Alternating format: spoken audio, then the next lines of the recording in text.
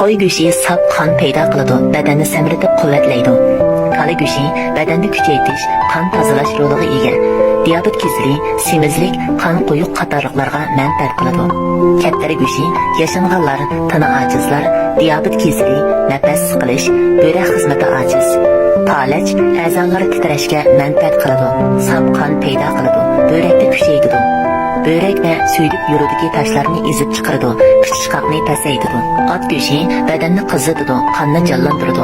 Yurak zaiflik, bo'g'im og'riqi, palach kishilarga manfaat qiladi. O'chki go'shti o'ng'ay hazm bo'ladi, samratadi.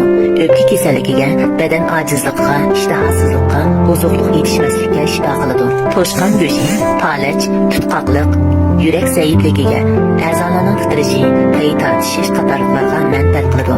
To'g'ri go'shti sinishlik bo'lib, ozuqlik qimmati yuqori. Nima yurakni quvvatlab, yuqori qon besim, nima ojizligiga manfaat qiladi.